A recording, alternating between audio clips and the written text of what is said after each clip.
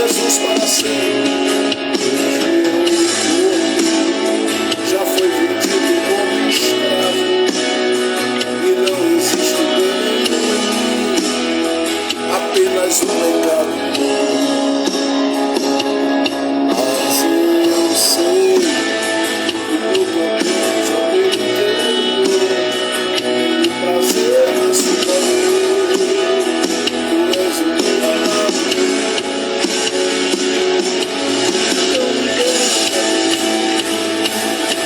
Eu quero ser a sua casa. Se você estiver aqui, eu sei. Então enche-me de ti, até que não haja mais esperança. Quando estou em tua presença, como é bom adorá-lo, como é bom estar na presença dele. Passo assim, livre pra viver a tua vontade, meu Deus. Quero que minha vontade deve obedecer. Eu não sei se enche de bondade.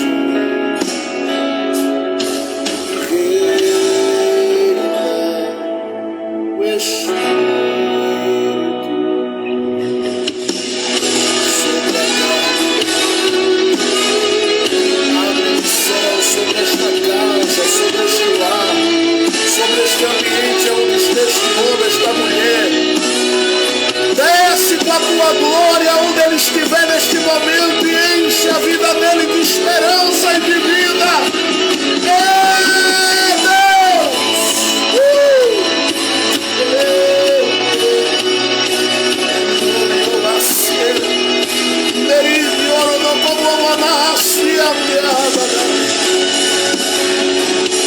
Enche-me de ti até que não haja mais espaço. Pois quando estou em tua presença, meu Deus, não liberta de ti. Eu quero ser a sua casa. Se você estiver aqui, eu sei, eu sei, eu sei, eu sei, eu sei. Enche-me, enche-me. Oh, Senhor, é um mês de oração, é um mês de jejum. Nós não queremos porção limitada, nós queremos mergulhar. Queremos, Pai, entrar em 2024, meu Deus, com os olhos vendo o que outros não veem. A boca proferindo palavras que se cumprem, que se concretizam, como outras palavras que são ditas não têm a mesma força. Queremos colocar as mãos, Senhor, e ver os milagres serem liberados. E eu creio em respostas.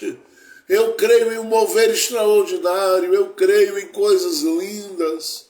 Eu creio em coisas da tua parte que vão surpreender, meu Deus, a vida de muita gente, de muita gente, de muita gente, de muita gente.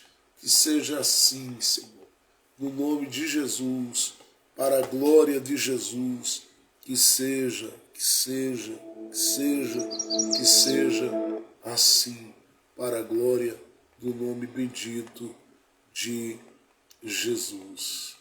Glória a Deus, glória a Deus, glória a Deus, glória a Jesus. Que bom estarmos na presença de Deus. Deus abençoe a vida da irmã Jeane aí, a irmã Aline, Deus abençoe a Paulinha que passou aí, enfim, a todos que vão recebendo essa porção diária e que renova e que traz alegria, que traz ânimo, traz força, traz disposição para a caminhada. Que Deus em Cristo Jesus abençoe você fortemente, junto com toda a sua família, e que não falte a você e a sua casa, né, aquilo que Ele tem reservado, que chegue às mãos com muita pressa, que você tenha a paz necessária em tudo, e suficiência em tudo, que não falte nada, nem a você, nem àqueles por quem você clama, nem àqueles por quem você intercede, nem àqueles por quem você ora. Gente, eu quero ler a palavra de Deus com você. Eu quero compartilhar nessa manhã a palavra ao seu coração. Grande alegria. Eu quero ler com você no livro do profeta Isaías. Livro do profeta Isaías, nós vamos ler a palavra do Deus vivo.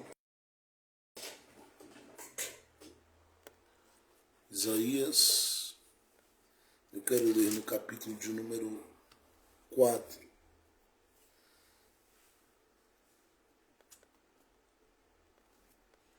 Isaías,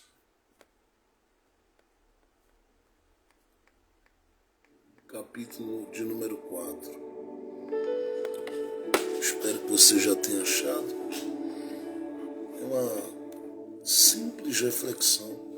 Lembrando que hoje nós estamos às 19h30 aqui e fizemos aí uma alteração por esse mês, né, de oração que estamos, para a gente poder ficar bem focado nesse período de oração e de clamor e de intercessão por um final de ano abençoado, por um ano de 2024 repleto da graça de Deus. E você sabe que a gente tem tomado por base 2 versículos que tratam de um contexto de cativeiro. Um é um cativeiro coletivo, nacional, um cativeiro que envolve uma nação, e o outro um cativeiro pessoal. E os versículos que nós escolhemos para dar base a esse período de oração e de jejum que nós estamos diante de Deus, e eu estou aqui falando, né, desse jejum porque é um jejum coletivo, não é um jejum pessoal, não é algo que a gente esteja tocando trombeta de forma nenhuma. É algo coletivo que envolve um propósito por famílias, por lares, por casas, e nós estamos todos envolvidos nesse jejum e nesse ambiente de oração. Claro que nem todos podem estar mergulhados 100% nesse jejum, e aí eu já tenho dito que você tenha cuidado com relação à sua saúde, só o faça se você pode, né? Se você tem essa possibilidade, e se fizer, também faça com moderação e equilíbrio, que você pode fazer aí, né, nesse dia um jejum um tanto parcial, né, porque o que vai valer de tudo isso é a entrega sincera do seu coração. Então você pode remover só uma coisa que você de repente tenha aquilo como parte da sua vida diária, e você pode apresentar isso diante de Deus apenas como um ato de quem está envolvido com todo esse ambiente de oração e de clamor, porque estamos orando para que o nosso ano que está por vir, e não vai demorar muito para chegar, ele seja marcado pela bênção de Deus. Nós precisamos estar prontos e por isso nos antecipamos. Eu já citei aqui em outro momento as palavras do sábio Salomão em Eclesiastes, quando ele nos convida a levarmos em consideração algumas coisas antes que a gente veja as coisas acontecerem. E aí ele diz, olha, antes que a roda quebre junto à fonte, antecipe-se. Antes que se quebre a taça, antes que venham se partir as coisas, se despedaçar as coisas, antecipe-se. Esse é o convite dele, do sábio, para a gente. Não espere acontecer, não espere chegar. Antecipe-se. E é o que nós estamos fazendo. Se você aprender isso como princípio para a sua vida, antecipar-se, você vai ver que em algumas coisas você vai ter menos dor de cabeça e vai sofrer menos em algumas coisas. Sabe? Você vai perceber que em algumas coisas você vai terminar ou passar aqueles dias bem mais tranquilos, mais serenos, mais leves. Então, antecipe-se. Esse é o convite de Salomão em Eclesiastes. Então, envolva-se com esse período de oração, ore por nós estamos orando por você e eu desejo muito que em Cristo Jesus você e os seus sejam muitíssimo abençoados pelo Senhor, tá bom? Isaías, eu disse no capítulo de número 4, nós vamos ler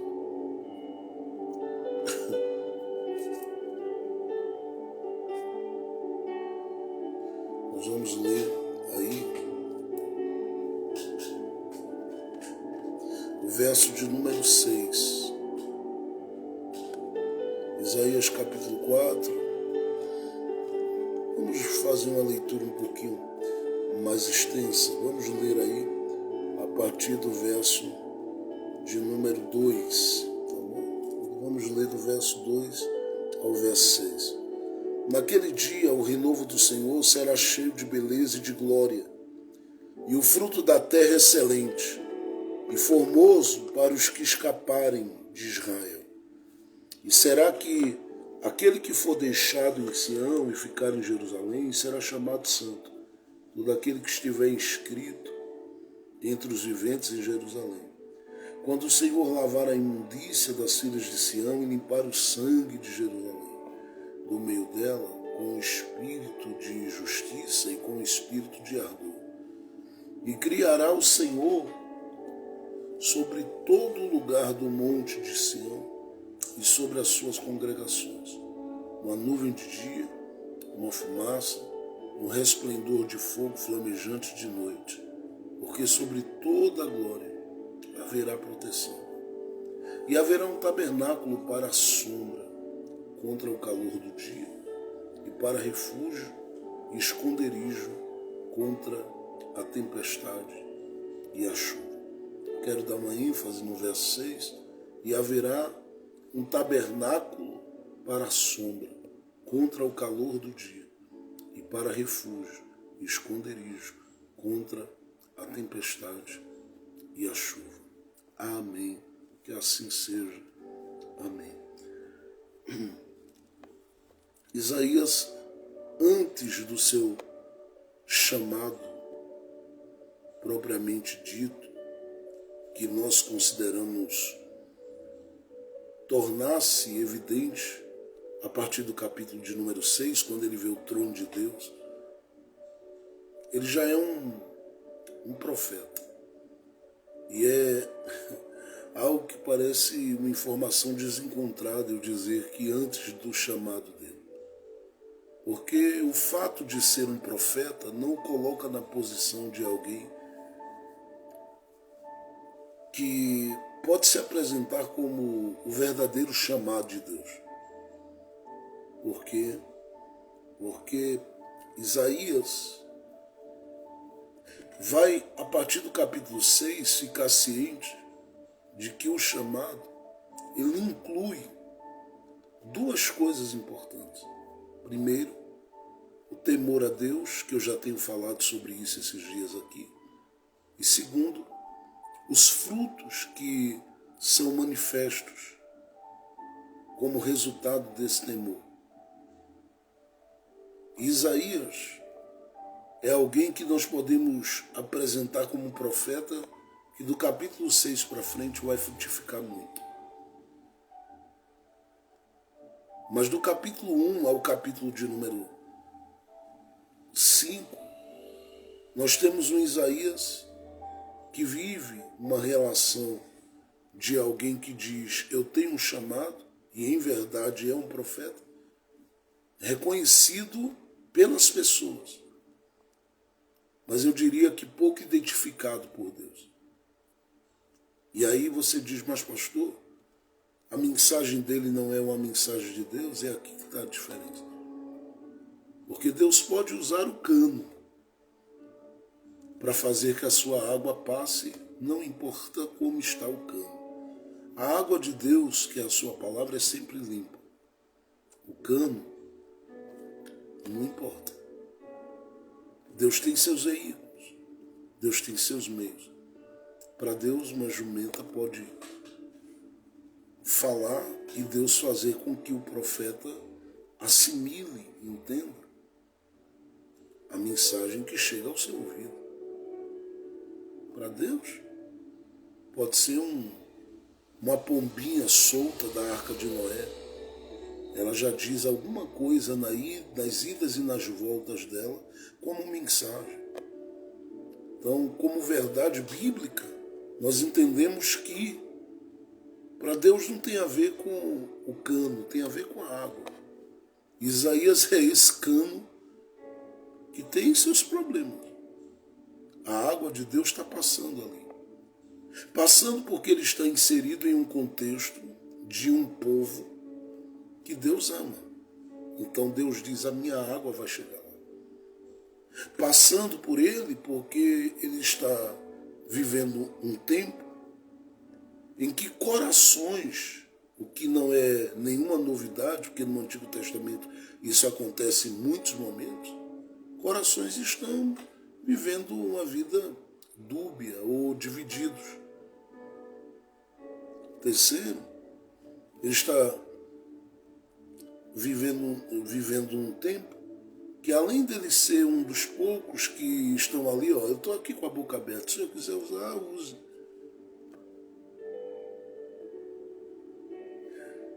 Eu falo disso, não é preciso citar aqui antes de passar para o terceiro ponto, eu falo disso porque o próprio Isaías vai dizer que habita no meio de um povo de impuros lábios. E ele diz, eu também tenho os lábios impuros.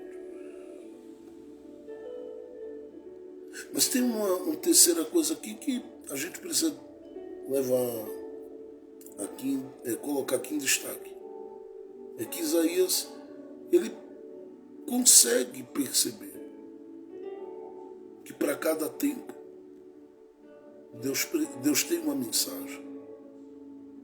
E essa mensagem não depende da perfeição, depende do temor, depende dos frutos. Só que Deus não acha nem o temor necessário e nem os frutos necessários. Então o que é que ele faz? Isaías compreende que Deus é Deus apesar de Isaías e apesar dos demais que estão ali. De modo que ele entende que Deus tem uma mensagem. E olha que interessante. A mensagem de Deus entre o capítulo 1 e o capítulo 5 de Isaías, ela transita entre um convite para a graça e uma promessa de julgamento. E como o próprio Deus, ele é aquele que permite a água passar por esse cano bem enferrujado que é Isaías, Deus faz com que esta palavra passe para mostrar a Isaías que Deus não está dependendo de ninguém para fazer. Porque se ele quiser, aqui ele move céus, move terra e tudo coopera para que a mensagem dele seja entregue. Mas ele quer deixar claro que ele tem prazer de revelar-se para os homens através dos homens. E que para isso esses homens precisam reconhecer que nem sempre eles estarão bem posicionados. Nem sempre eles estarão no lugar. E, na verdade, eles nunca conseguirão apresentar-se diante de Deus como mensageiros aptos para serem esses canais da graça de Deus em seu tempo. O que eles podem fazer é reconhecer: eu sou pecador diante de Deus. E reconhecendo isso, Deus diz, apesar de você, ele anuncia que é Deus. E que é Deus que fala. Fala com seu povo escolhido, em tempo hábil e oportuno, simplesmente para alertar o seu povo sobre aquilo que ele tem para fazer, seja neste tempo ou em um tempo futuro. Mas Deus não deixa de usar nem de se revelar por causa das pessoas. Agora, o fato da mensagem de Deus vir, apesar de Isaías e dos demais, me leva a pensar algo aqui. Porque o próprio Deus, ele faz questão de mostrar aqui duas coisas importantes. Primeiro, que ele está envolvido com todo este tempo, apesar de como o povo está agindo nesse tempo.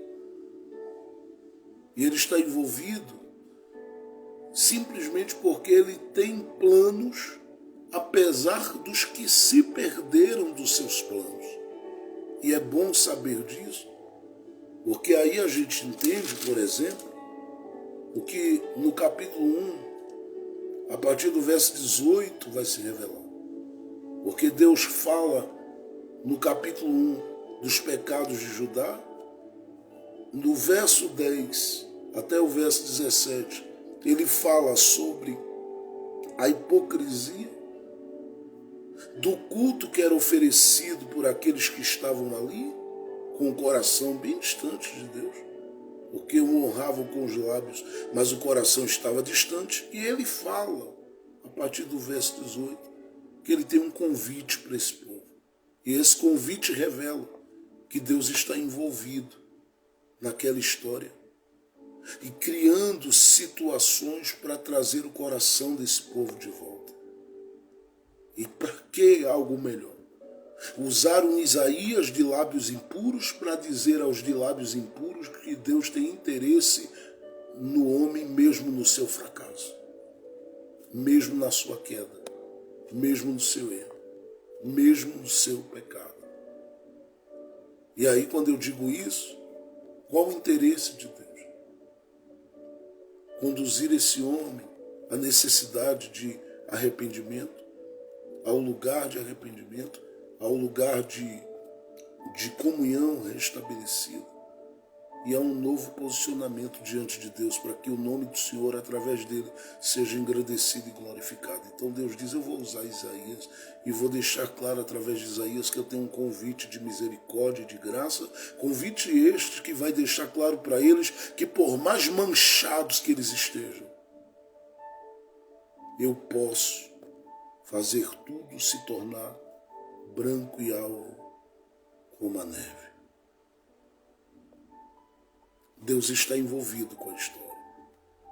Uma outra coisa que a gente percebe aqui, olhando para o livro de Isaías, é que além de Deus estar envolvido com a história, Deus está na história revelando o seu propósito.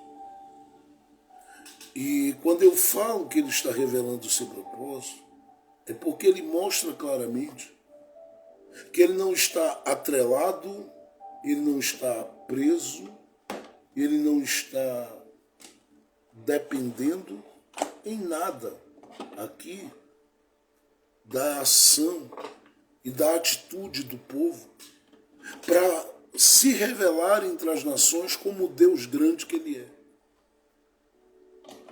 Ele está aqui agindo e manifestando o seu propósito. Quando olha para a situação do povo com o coração totalmente fora dele. E é por isso que Isaías, para mim, se apresenta como um grande profeta no Antigo Testamento. Porque ele vai começar a anunciar um tempo em que a glória de Deus virá. Um tempo de exaltação. Um tempo de honra e de honradez. Um tempo, e aí é o principal de tudo, em que o Messias se manifestará, em que o Salvador do mundo se revelará. E ele vai fazer isto, ficar bem claro, né, no capítulo de número 7, verso 14, quando fala da virgem que conceberia. Ele fala no capítulo 9, verso 6, do menino que viria a nascer e o principado estaria sobre seus ombros, seu nome seria maravilhoso, conselheiro, Deus forte, Pai da eternidade, príncipe da paz. Ele faz questão de mencionar no capítulo de número 42 a saga deste Messias como o servo de Jeová, o servo de Yahvé, o servo do Deus Pai. Ele faz questão de mencionar toda a subida até o Calvário desse Messias, entregando-se por todos nós, levando sobre si todas as nossas enfermidades, dores e todo o castigo que nos traz a paz. Estava sobre ele. Pelas suas pisaduras, Isaías anuncia que nós seríamos sarados. Então Deus está envolvido, mas uma coisa é estar envolvido, outra coisa é revelar-se como aquele que está na história. E aqui eu quero dizer a você que Deus não está somente envolvido. Porque ele envolvido, ele pode estar trabalhando por trás dos bastidores e movendo as peças da história, ainda que alguém pense que tem o controle da sua vida e está agindo por conta própria aqui. Mas ele também está na história.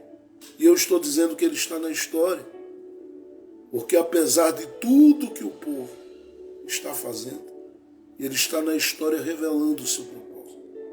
Porque quanto mais distante o coração do povo fica,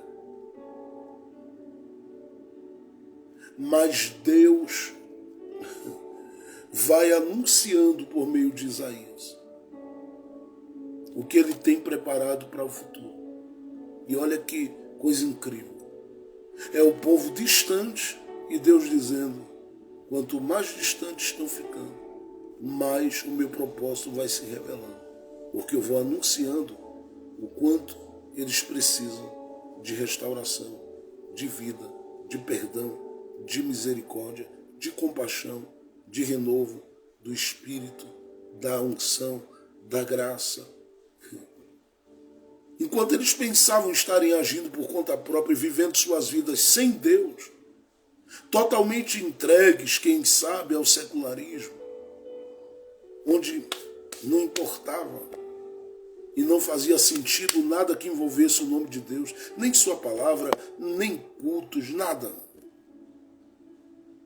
Por mais que eles estivessem envolvidos nessa realidade, quanto mais eles apresentavam-se resistentes e, por que não dizer, podres diante de Deus, mas Deus olhava como o Senhor que é, soberano que é, e que é apresentado em Isaías capítulo 40 como aquele que está assentado em um trono e que coloca os seus pés sobre o globo terra. Ele, como soberano que é, via a necessidade de um Salvador, a necessidade de um libertador, a necessidade de alguém que viesse para restaurar, a necessidade de alguém que viesse recuperar. E olha que eu penso que até as trevas olhavam e diziam: olha como o teu povo está. E Deus dizendo: quanto mais eles estão assim, mais eu entendo que preciso revelar o Salvador para eles. Deus não deixou de cumprir o propósito na história por uma geração estar perdida, não. Por causa da incredulidade, por causa da dúvida, por causa da resistência à voz de Deus, por causa da incredulidade com relação às coisas de Deus, à palavra de Deus, por causa da insensibilidade espiritual, por causa do pecado e do declínio e da inclinação total para o pecado do mundo, Deus não deixou de estar na história, cumprindo seu propósito. Porque o seu propósito vai se revelando com base na necessidade. E a necessidade, quanto mais exposta, mais ela vai dizendo: Deus, o homem é homem, e o homem sendo homem, ele é isso aqui, ó. Mas se o Senhor alcançá-lo com a sua glória, com a sua graça, com a sua restauração, com a sua unção, com a sua presença, ele se transformará em um instrumento útil nas tuas mãos. Por isso Deus está na história. E é por isso que eu olho para o livro de Isaías e entendo que ele vai permitindo esse povo afundar nas suas próprias escolhas.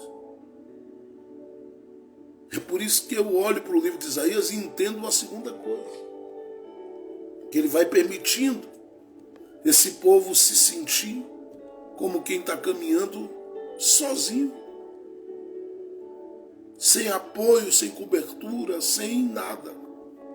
Mas em terceiro lugar, é por isso que eu olho para o livro de Isaías e eu entendo que este povo vive cativeiros aqui.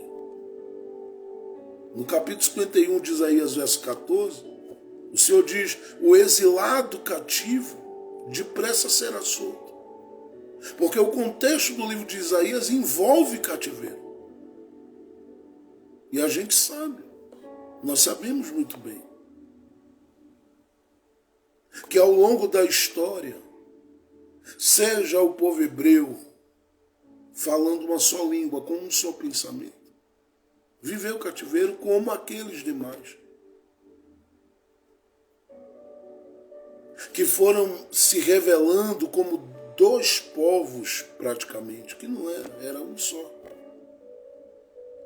Mas na divisão dos reinos, por uma atitude do coração humano e também por uma ação de Deus,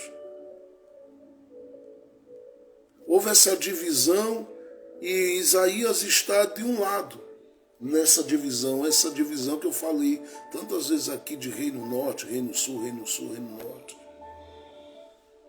Isaías é esse profeta de um lado, que profetiza para um lado nessa divisão. Ele é alguém que está anunciando. Claro que a voz de Isaías reverbera, porque uma vez que ele anuncia o Messias não está preso a uma geografia. Ainda que Paulo diz em Romanos, e eu tenho que considerar, que as profecias, os dons, tudo, os profetas, tudo Deus deu ao seu povo, eleito em Abraão, na pessoa de Abraão. Mas eu também tenho que considerar que Deus não está preso, que o Messias ou Jesus Cristo de Nazaré não está preso, ou Cristo vivo não está preso. Porque se lermos Filipenses capítulo 2, versos 6 a 9, nós vamos entender que ele desceu do céu. Ele revelou-se a partir de um povo. Ele habitou e andou em uma geografia, mas não ficou preso. Até porque Isaías já dizia que ele revelar-se-ia como luz para os que estavam em trevas. E se você dissesse a qualquer um que conhecia o Antigo Testamento, que considerava a Torá, que examinava, que estudava e que frequentava as sinagogas ao sábado, você não diria jamais que ele estava em trevas. Você sabe o rebuliço que deu quando Jesus, em Mateus 23, disse para os religiosos que eles eram hipócritas.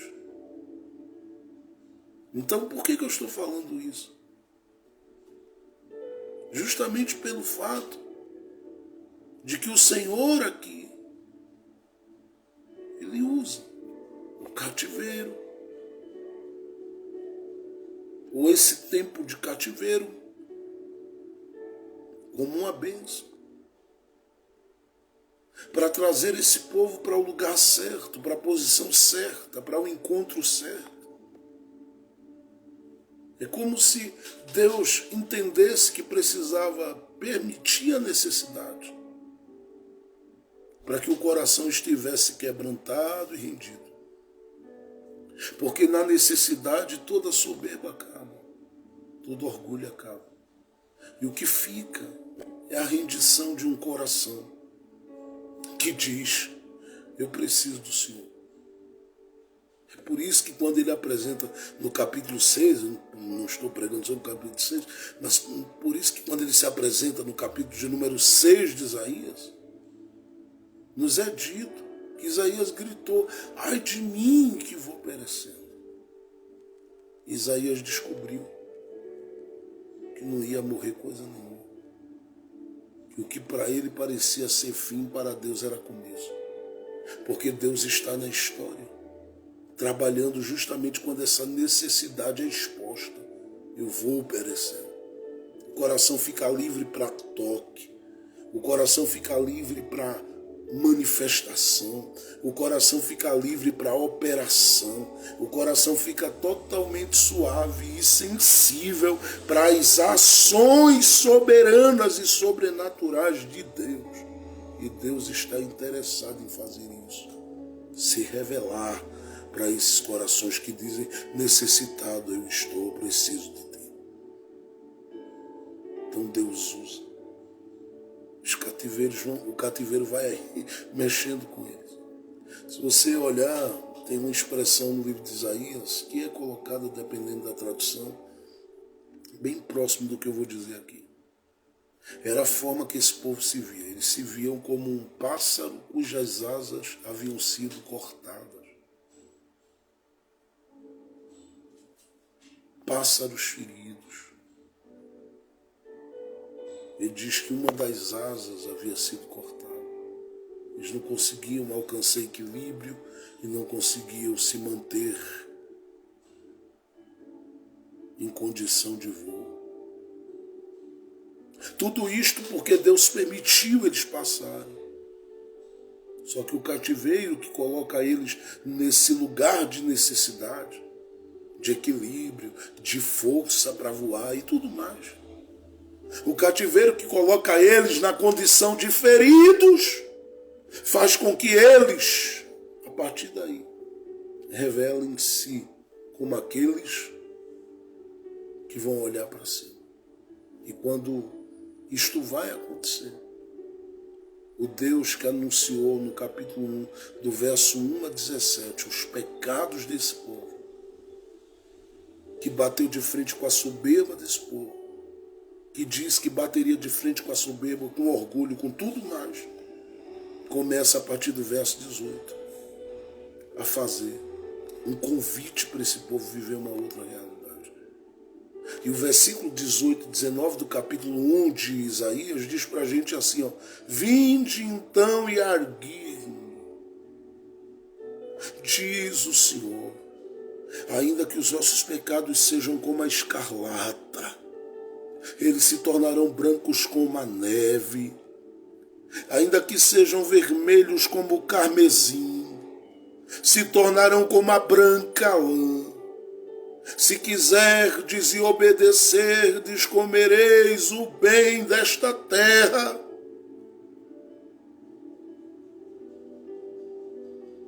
Se quiserdes e obedecerdes, eu repito, comereis o bem desta terra. Deus começa a falar de bem. Chama eles a atenção e diz: se vocês forem rebeldes vão perder, mas se obedecerem, se atentarem para o meu convite, para o meu chamado, se atentarem para o que eu estou dizendo, comereis. Ele começa a falar de bem, mas ele não para só no bem. Ele começa a fazer grandes promessas. E ele começa a mostrar que ele tem uma honra para devolver a esse povo.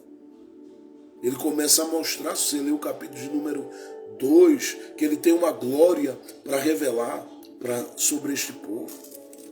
Se você olhar para o capítulo de número 4, você vai ver que ele tem uma autoridade para compartilhar com esse povo. Então, a partir daqui, a gente começa a nossa reflexão. Porque entendendo essa parte, nós compreendemos o porquê que Isaías, nesse capítulo 4, faz menção do renovo do Senhor. E esse renovo nós sabemos bem quem Ele é.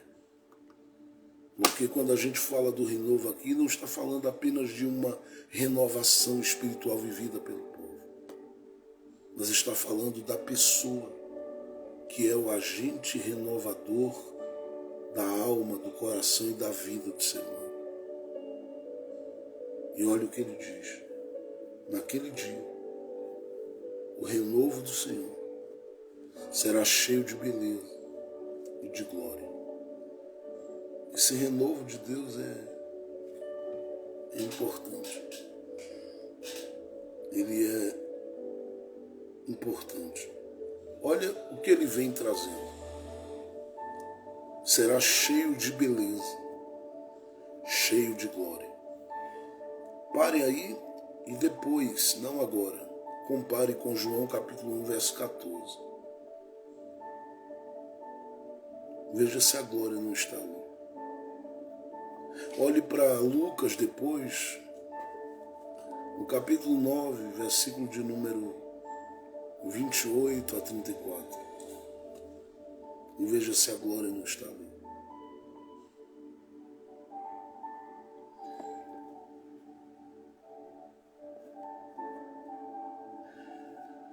Ele diz que ele virá cheio de beleza e de glória.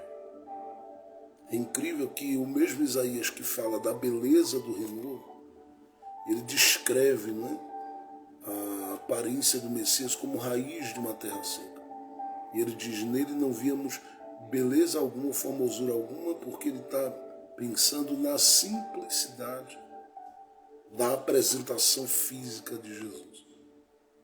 Mas ele faz questão de dizer para mim e para você que esse Jesus, ele vai um pouquinho além de tudo isso. Porque o que ele permitiu ser limitado por fora, extravasa em poder e glória e beleza, a partir do que ele fala, do que ele faz, do que ele realiza. Uma outra coisa, olha para o verso de número 3. E será que aquele que for deixado em Sião e ficar em Jerusalém será chamado santo?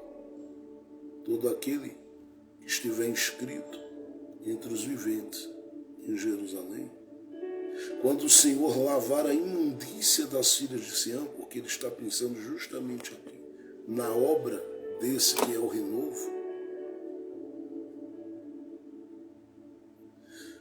Quando o Senhor lavar a imundícia das filhas de Sião e limpar o sangue de Jerusalém, do meio dela.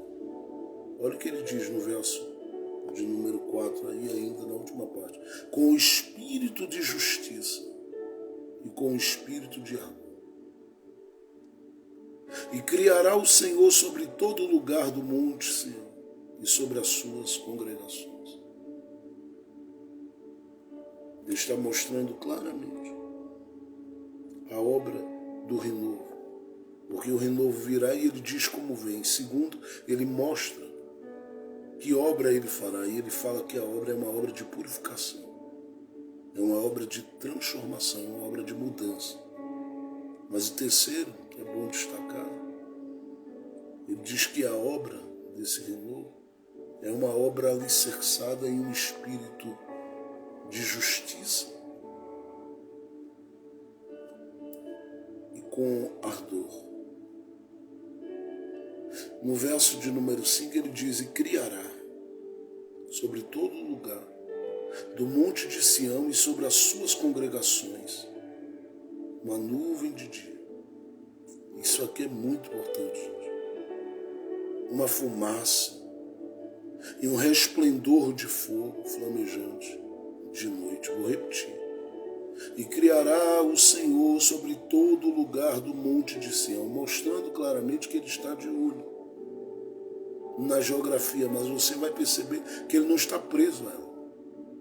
Porque agora, desse renovo, a ação não será apenas para um povo. Profeticamente, Isaías já está dizendo que a ação desse renovo ela será uma ação para as nações. Por isso é dito a Abraão em Gênesis capítulo 12, em ti serão benditas todas as nações. Por causa de Abraão é fé. Mas por causa da semente de Abraão, e a semente de Abraão aqui que eu falo, que é citada no capítulo 15 do Gênesis, não é o Isaac. A semente que eu falo é a semente proferida desde a queda do homem lá no Éden. É a semente da mulher. Então a semente de Abraão, porque quando a gente fala do Isaac, a gente fala do descendente, eu já ensinei isso para vocês aqui. Quando a gente fala da semente, a gente está falando do Cristo. Falando do Cristo. Falando do Cristo. A semente da mulher. Agora, eu estou falando do Cristo. Olha que coisa incrível. Isaías diz, para vocês que estão aí, ó, se abrirem, o bem virá. Vocês desfrutarão do bem dessa terra. Mas não é só isso. A glória virá. Ele fala no capítulo 2.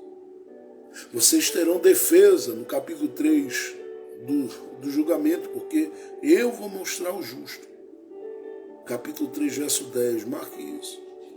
Eu vou mostrar ao justo que tudo lhe irá bem, porque comerá do fruto das suas obras. Lembre-se que Isaías é um profeta messiânico. Então, tem que considerar isso aqui. Só que aí ele vai. E não para aí. Eu vou trazer o meu renovo. E o meu renovo, ele terá essa característica. Beleza e glória. Fruto. Haverá formosura nisso que ele vai fazer. O meu renovo, a obra dele será de purificação. Primeiro, a identidade dele, a apresentação dele. Segundo, vou repetir. Segundo, a obra de purificação, de perdão, de compaixão que ele vai manifestar entre os homens. Alicerçado em um espírito de justiça e um espírito de ardor. Não para aí. Agora a gente vai adiantar. Ele diz, vou ler de novo, e criará o Senhor sobre todo lugar do monte de Sião e sobre as suas congregações uma nuvem de dia, uma fumaça e um resplendor de fogo flamejante de noite. E aí a gente para. Porque ele diz, porque sobre a glória haverá proteção. A glória há de se revelar. Com esta glória, a proteção se revelará. Só que o que é que ele está dizendo aqui? Que esta proteção, eu não sei se você percebe isso, mas você vai glorificar a Deus por isso aqui. Esta proteção e esta glória, ele faz menção de algo. Aí, ele diz, será assim, ó, uma nuvem de dia. E uma fumaça e um resplendor de fogo flamejante de noite. O que você acha que ele está dizendo? Quando você olha para o texto assim. Não, pastor, não tem a ver com o que eu acho. Você tem o direito de olhar para o texto e pensar. Olhando para o texto bíblico, do que você acha que ele está falando? Você diria, pastor, ele está falando dessa proteção, desse cuidado, desse amparo, sim. Mas essa promessa, ela não te leva a voltar um pouquinho atrás, não? E olhar para os dias que o povo hebreu saiu do Egito sob a liderança de Moisés.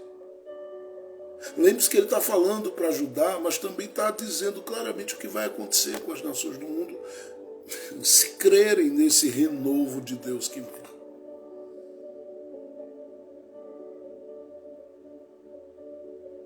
Ele está dizendo, haverá uma glória, mas haverá proteção com essa glória.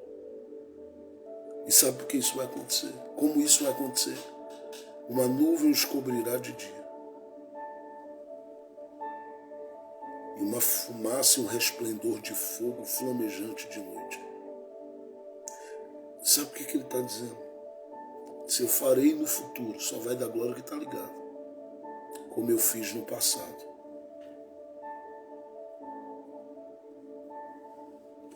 Eu vou repetir. Oh, meu Deus. Eu farei no futuro.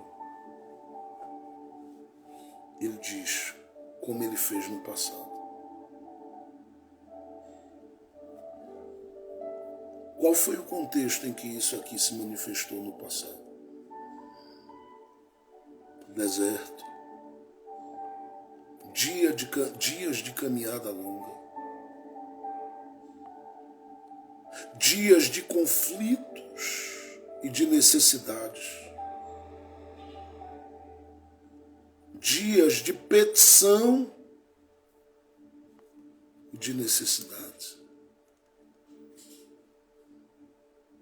Meu Deus.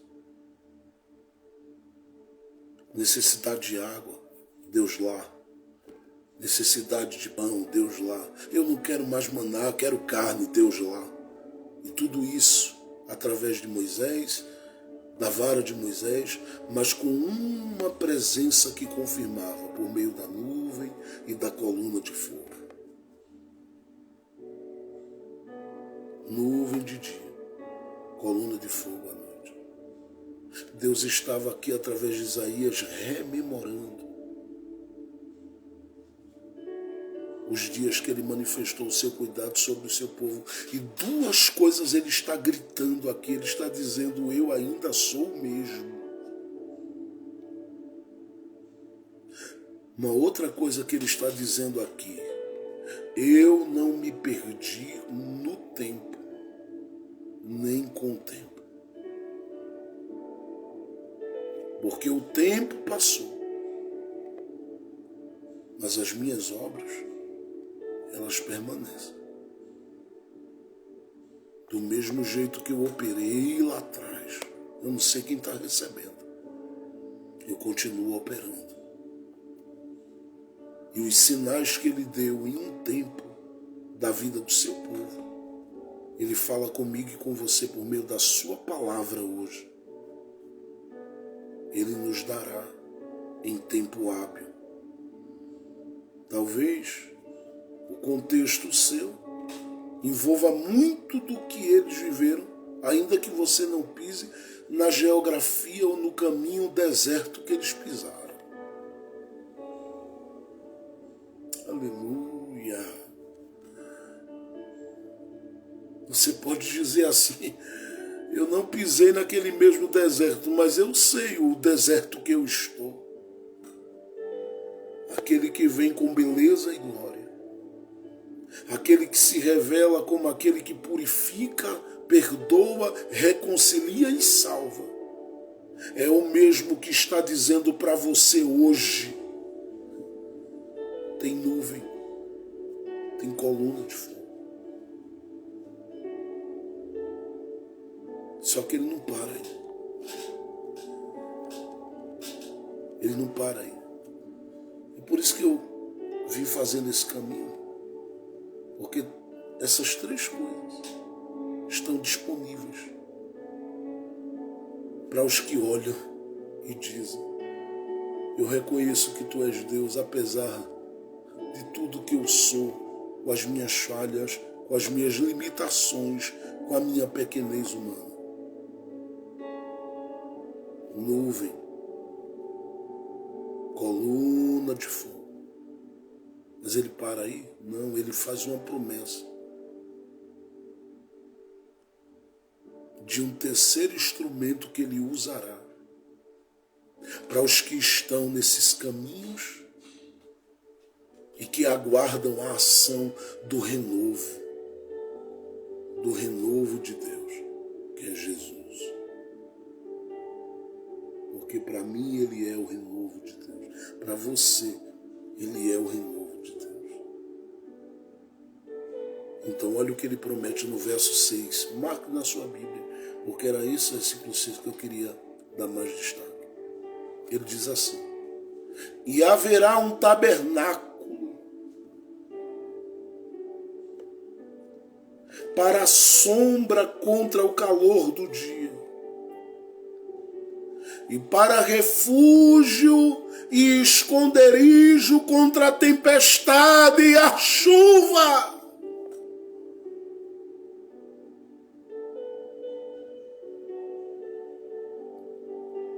E aqui você consegue enxergar algo. Você consegue, lendo, você consegue enxergar algo. Havia muitas coisas que eu podia pregar aqui e falar aqui com base nesse texto. Porque aqui eu poderia dizer qual o real propósito nosso como igreja. Qual o real propósito do lugar onde você de repente entra para cultuar. Porque às vezes se perdeu a noção do propósito. Porque às vezes quem está não sabe nem qual é o propósito. Ou às vezes se sabe, deturpou o propósito. Mas quem sabe qual é o propósito? Ele vê o tabernáculo como esse lugar que oferece sombra contra o calor do dia.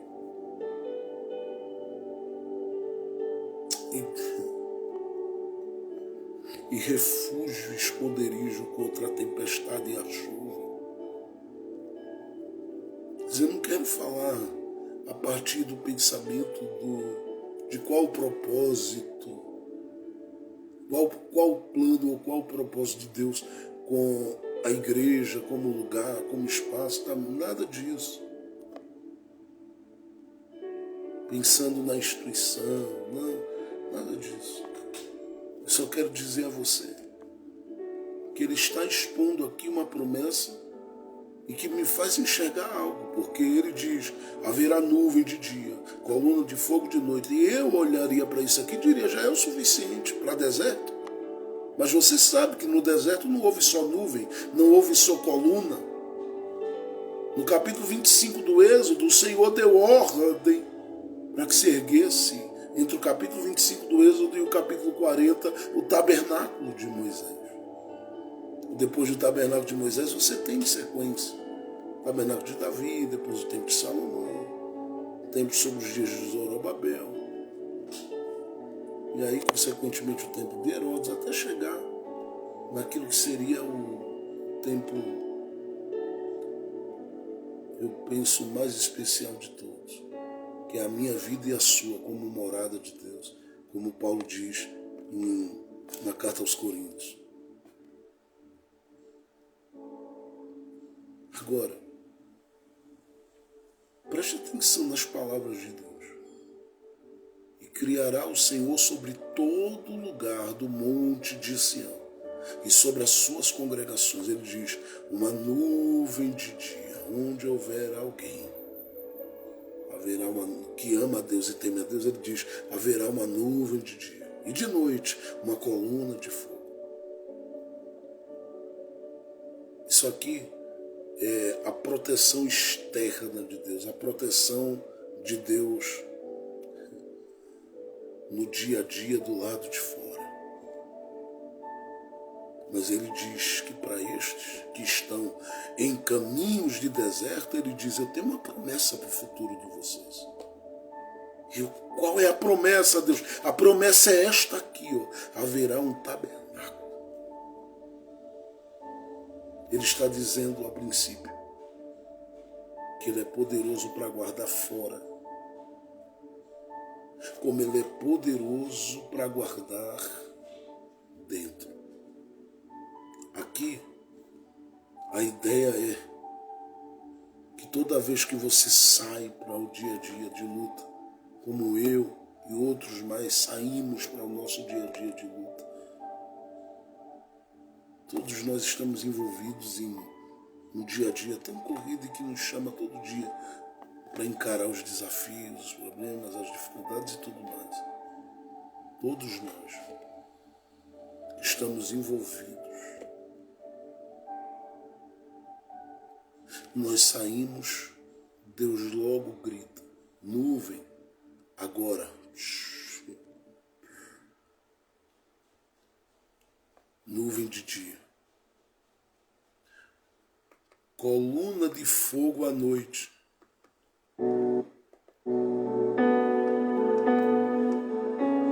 Seja de manhã ou de noite, ele diz, para onde você se move? Nuvem, coluna. Mas quando você volta, aí eu quero profetizar porque é muito importante isso. Ele diz, você tem um tabernáculo. Porque agora o sentido desse tabernáculo não é só um lugar específico onde se vai, você diz, eu vou ali adorar. Não é somente isso. Está muito além disso. Ele diz, eu vou espalhar sobre suas congregações, sobre seus lugares e tal, mas ele está dizendo aqui, ó, haverá um tabernáculo e este você volta para ele todo dia.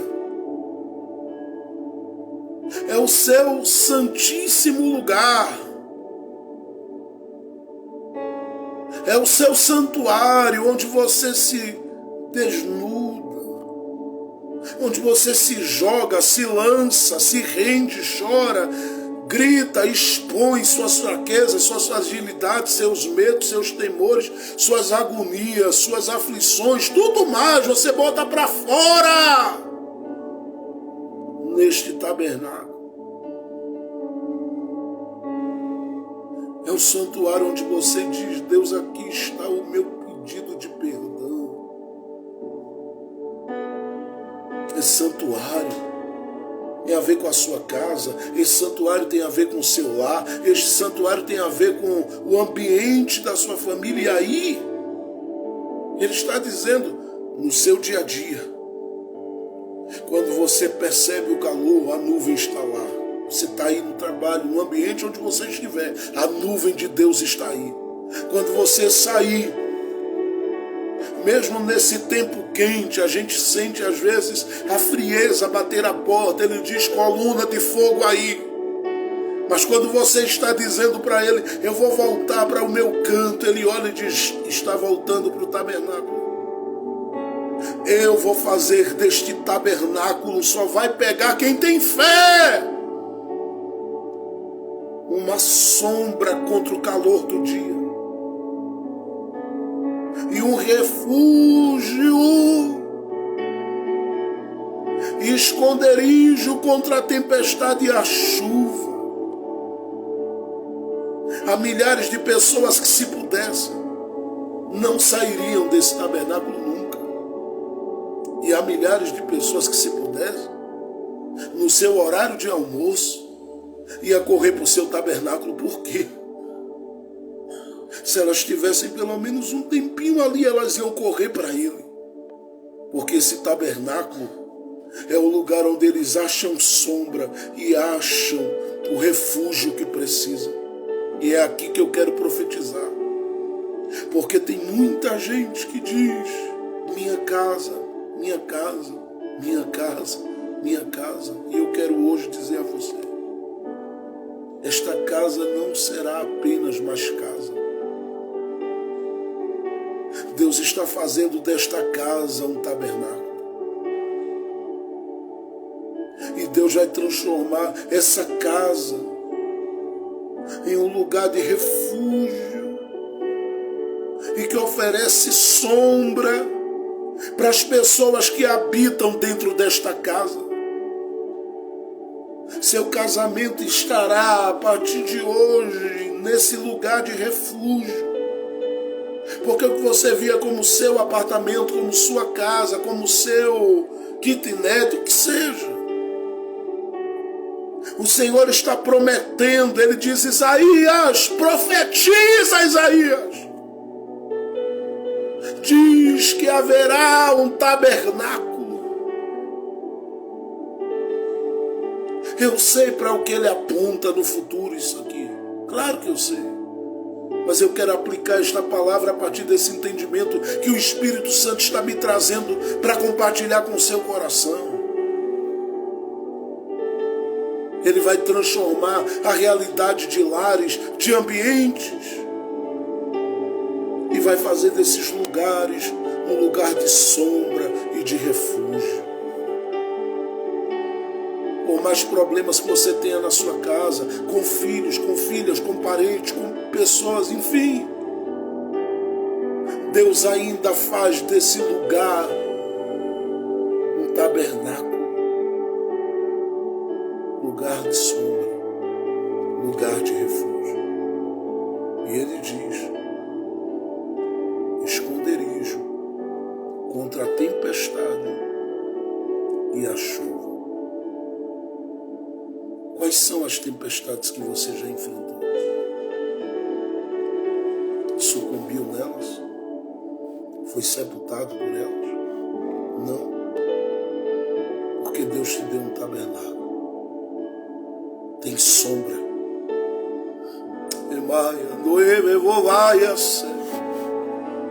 Tem sombras. Tem sombra. Tem acolhimento.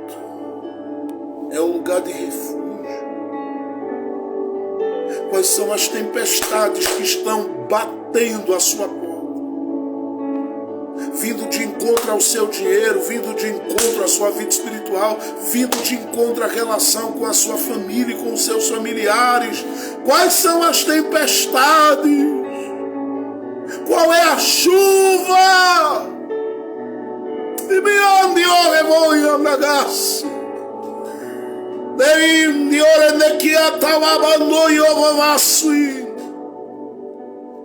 Deus está lhe dando uma palavra hoje, está dizendo: ei, há um abrigo contra essa tempestade e essa chuva. É Ele quem vai transformar esse lugar, esse cantinho, às vezes simples, humilde, às vezes alugado ou não, não importa. Ele está aí para fazer desse lugar um lugar onde é o teu abrigo, e não tem tempestade que vá prevalecer aí, seja depressão ou o que for, não vai prevalecer aí,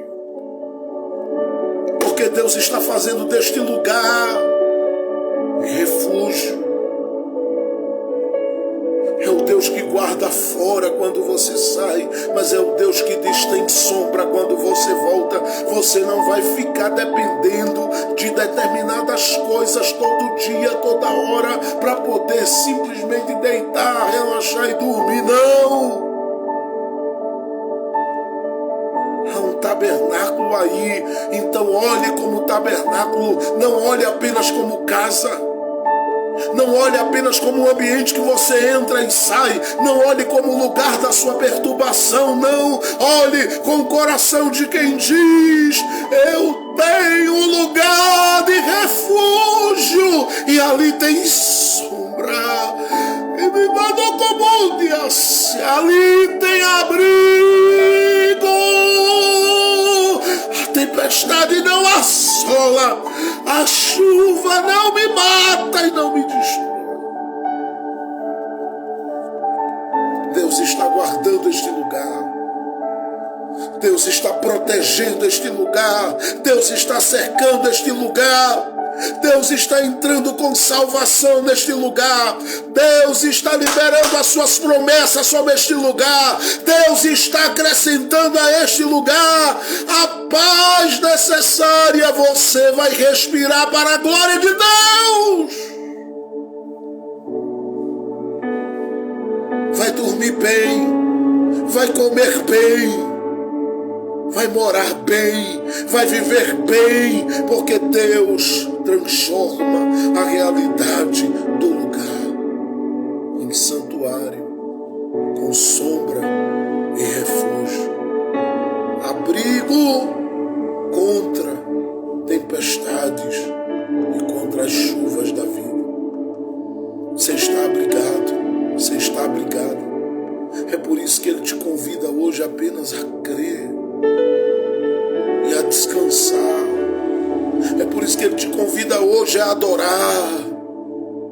É por isso que Ele te convida hoje a se colocar com as mãos erguidas, dizendo palavras de gratidão a Ele. Obrigado pelo lugar de refúgio que eu estou, porque aqui eu estou amparado, aqui eu estou guardado, aqui eu estou seguro. A chuva e a tempestade não me alcançam.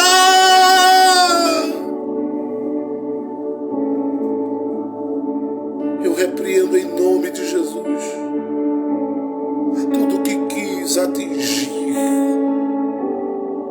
este lugar. E talvez você diga: ah, pastor, não só quis atingir como atingiu, porque você só via como casa. Mas esta casa é o lugar onde a presença de Deus está. Assim como Éden era um grande tabernáculo onde Deus descia ali, a sua casa e o seu lar é este tabernáculo. E ainda que eu sei que esse tabernáculo aponta para algo, apontava para algo futuro, eu quero dizer que esse tabernáculo está aí hoje.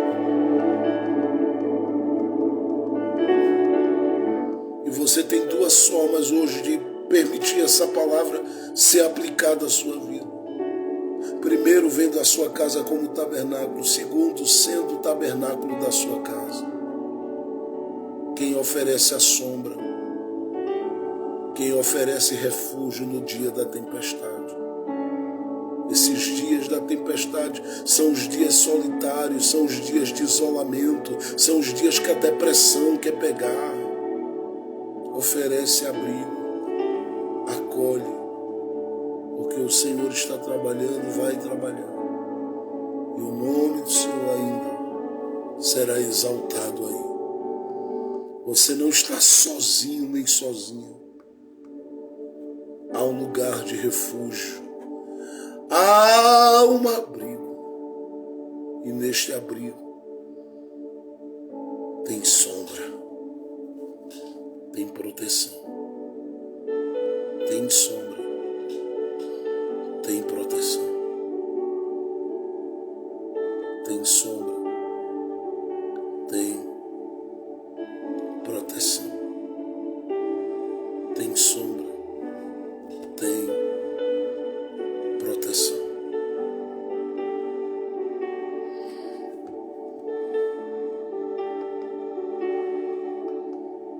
Eu quero concluir esta manhã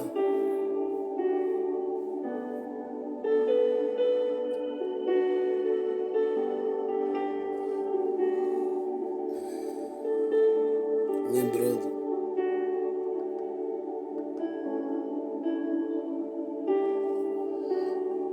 quando Jacó saiu da casa do seu pai como fugitivo. A Bíblia diz em Gênesis 28:10 que ele parou em um lugar, achou uma pedra, no meio de algumas pedras, pegou aquela, colocou debaixo da cabeça e deitou-se e dormiu. O Senhor lhe deu uma experiência única e singular naquele dia. Ele viu uma escada, viu anjos que subiam e desciam.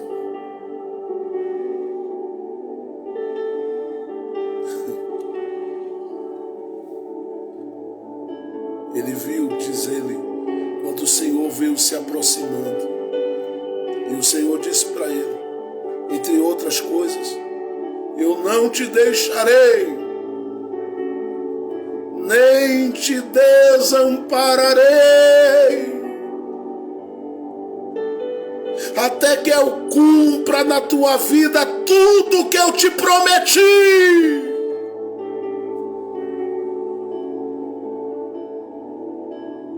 Jacó disse naquele dia, este não é outro lugar, a não ser este não é outro lugar,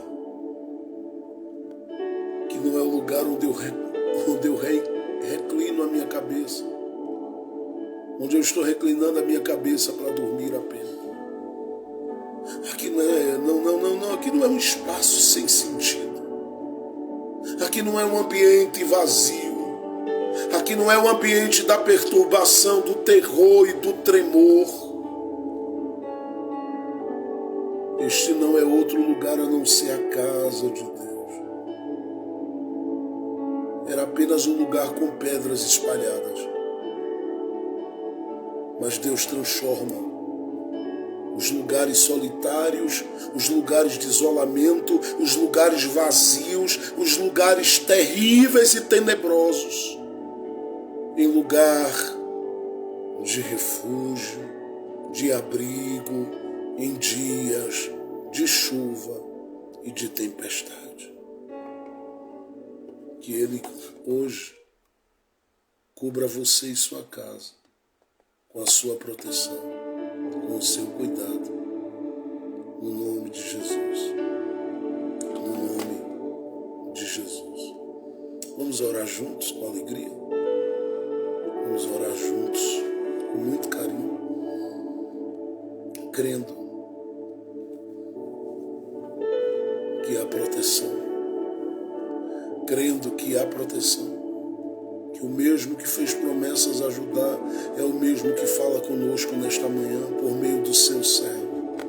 Porque ele usa instrumentos humanos, limitados, pequenos, por meio da sua palavra para falar. E ele está falando com alguém. Daqui de Niovas, Tavaramandi Orebererias.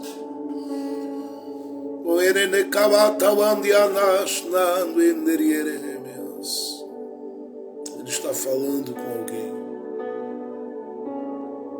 Há abrigo, há refúgio, há abrigo, há refúgio, abrigo.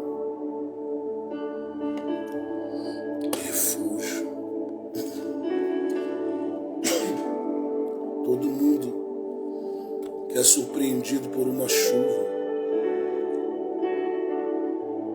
em períodos que ela assola com muita força, que ela desce com força, se derrama com força.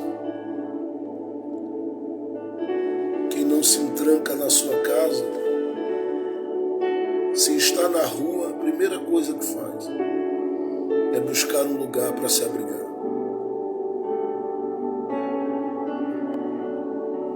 E às vezes não se busca um lugar. Às vezes se busca alguém que possa dar as mãos e que possa dizer: tem refúgio, tem refúgio, tem refúgio, tem refúgio, tem refúgio. Tem refúgio, tem refúgio.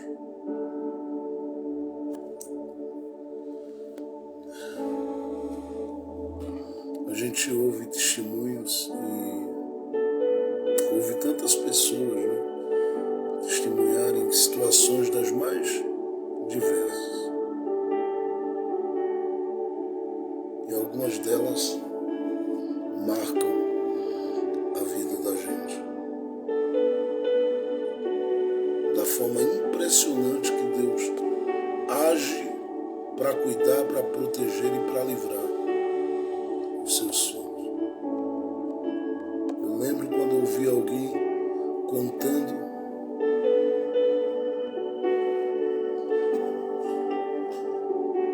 que subiu em um supermercado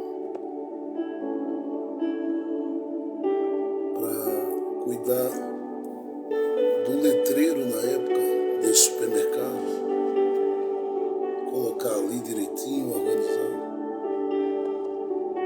E por um momento precisou fazer um movimento segurando uma barra, algo que tinha em mãos. E isso não se sabe como, mas ele conta que ele viveu um momento na vida dele em que ele, pela quantidade de talentos, de habilidades que ele tinha como homem, e por ser alguém que conseguia se cuidar bem a partir dos talentos que tinha, ele se tornou alguém muito orgulhoso, soberbo, ao ponto de rejeitar a mensagem de Deus e inclusive zombar do seu irmão, que havia se convertido a Cristo e que havia vivido uma experiência profunda com Deus, a qual fazia com que ele chegasse muitas vezes da noite, na madrugada, e encontrava o seu irmão com o rosto no chão, orando, chorando e buscando a Deus. E muitas vezes até intercedendo por ele. Se tornou tão orgulhoso e tão soberbo que ele disse que alguém pregou para ele e disse que Deus tinha um plano com a vida dele. E ele resistiu a esse plano. Nesse dia que ele estava fazendo esse serviço ali no supermercado, ele pegou uma barra de ferro, alguma coisa desse tipo. E não entende como. Algo aconteceu ali que o fez levar um choque de 13.800 volts. Uma coisa de louco aconteceu com ele, que o fez viver duas situações. Primeiro, experimentar a própria morte na carne. Porque o que era para ele explodir, o Senhor não deixou que explodisse. Era para o corpo explodir, Deus não deixou. Se não permitindo explodir, o corpo era para ser arremessado à distância. Deus também não permitiu. Deixou cair ali próximo.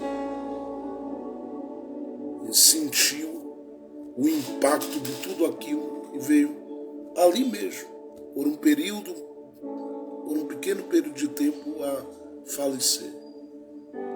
Vivenciou coisas na eternidade e ali, segundo ele testemunha, viveu um diálogo com Deus, com o Senhor ali.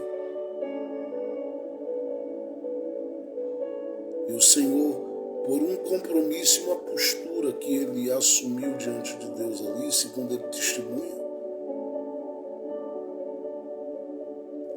decidiu trazê-lo de volta. Ele passou uma série de situações. Deus o fez sair com vida daquele processo, claro que muito marcado. Porque ele viveu situações das mais terríveis. Situações das mais terríveis. Só que o Senhor, que permitiu toda aquela situação, ofereceu a ele sombra, ofereceu a ele refúgio, ofereceu a ele proteção. E hoje ele anda pelo meio do mundo afora, ainda anunciando a palavra, pregando a palavra já há vários anos. O Deus que o livrou naquele dia, o livrou porque ele sabe transformar lugares em tabernáculos cuja sombra alcança quem teme e quem necessita. E eu estou dizendo a você que ele vai mudar a realidade ou transformar essa casa nesse lugar de refúgio, neste lugar de sombra. Se você ouvir ele testemunhando a experiência que viveu, você vai dizer: meu Deus, quanto sofrimento, quantas coisas. Mas o Senhor o guardou com a sua mão forte e o fez permanecer com vida. Porque o Senhor era maior do que aquele choque, o Senhor foi maior do que os pontos, o Senhor foi maior do que a carne que foi atingida. O Senhor muito maior do que todo aquele processo que o fez por um tempo ficar com o braço dentro da barriga, ligado ao seu estômago sem mover. E muitas outras coisas que ele sofreu naquele tempo, naquele período. O Senhor o guardou com mão forte e lhe deu graça para sair de pé e com vida de todo esse sofrimento. Porque Deus é um Deus que sabe oferecer sombra e refúgio para o que crê. Estou falando isso porque Ele ainda livra. Estou contando isso porque Ele ainda abre os céus e desce para cuidar, para livrar, para guardar, para proteger. Deus ainda faz.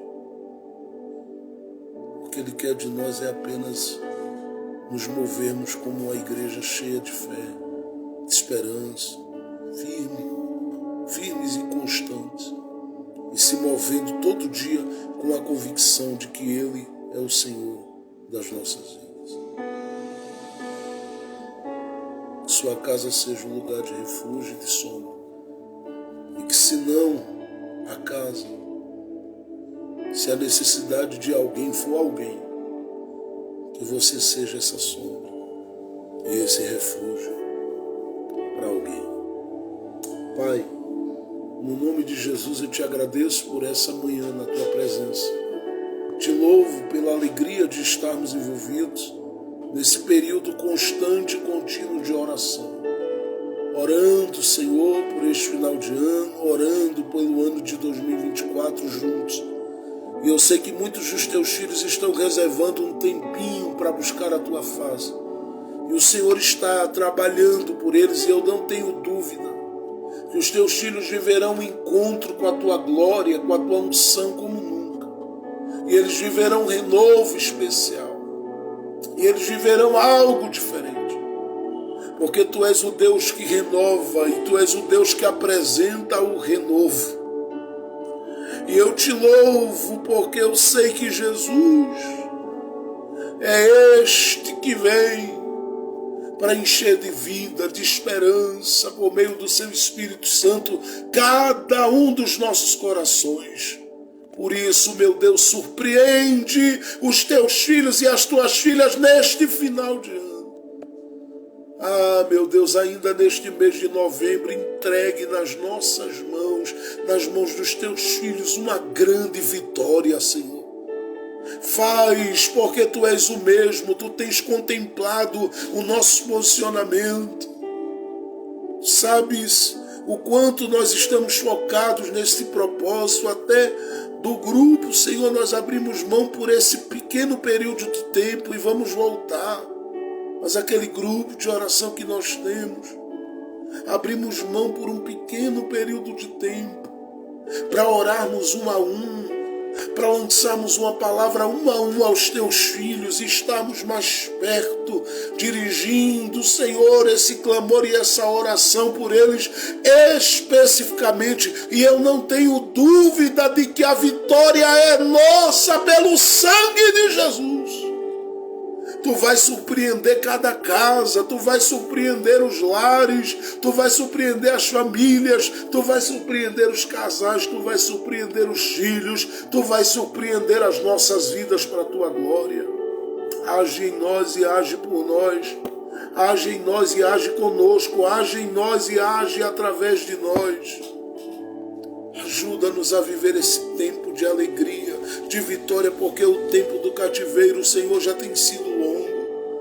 Coloca um ponto final na história de cativeiro de algumas pessoas e transforma essa realidade em uma nova realidade debaixo da tua graça, debaixo da unção, debaixo da autoridade do Espírito Santo. Noriera nequiando visite os irmãos que precisam de saúde nesta hora. Quando eu digo os que precisam, são aqueles, Pai, que estão debilitados mesmo, que estão sentindo os impactos, seja da idade ou de alguma situação vivida. Meu Deus, repreende isto em nome de Jesus Cristo. Faz um milagre, ó Deus, no nome de Jesus. Libere, Senhor, sobre eles saúde. Abra as portas para quem está clamando por uma porta aberta. Meu Deus, marca encontro, move os céus, move a agenda, trabalha e beneficia quem está clamando na tua presença.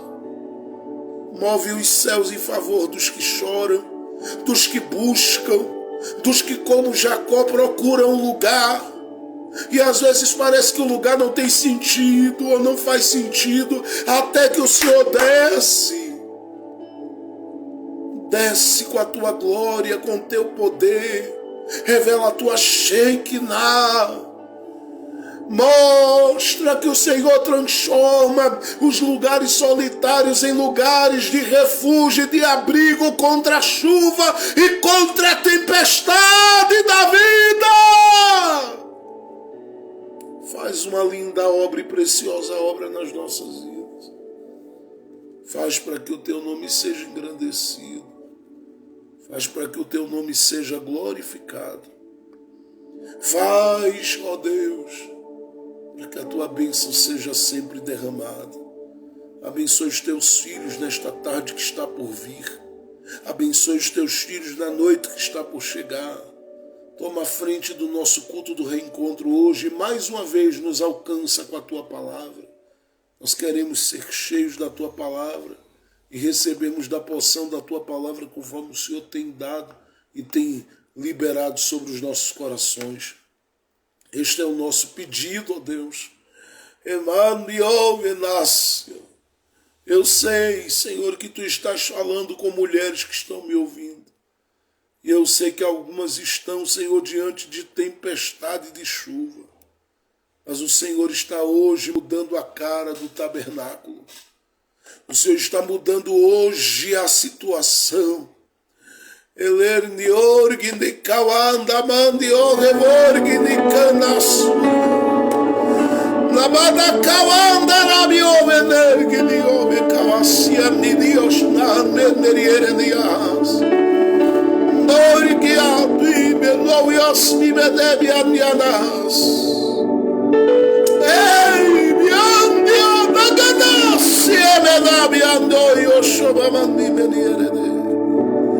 Renova esta mulher, enche esta mulher de alegria do Espírito Santo, Deus.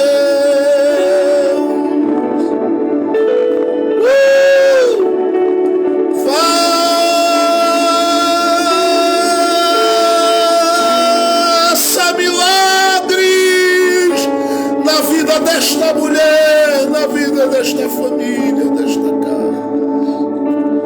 No nome de Cristo Jesus, para a glória de Jesus.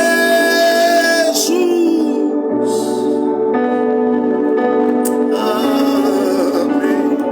Aleluia. Glória a Jesus.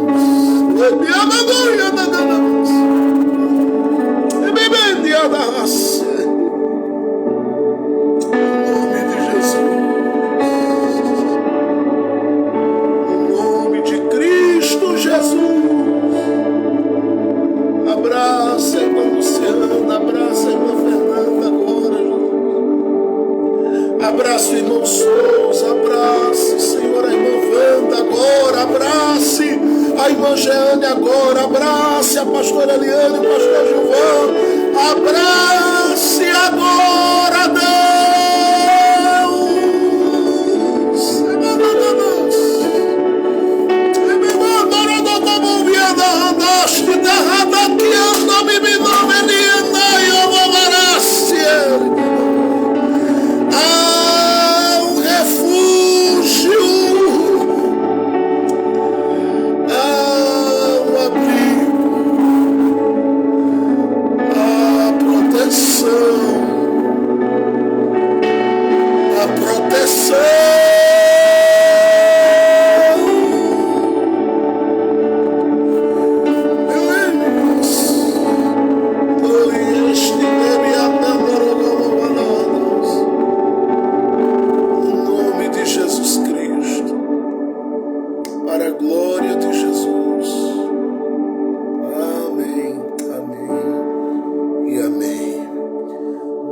Deus abençoe a todos.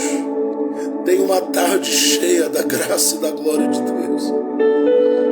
Se você quiser e desejar e puder, claro, hoje à noite estamos juntos às 19h30 meditando na palavra aqui.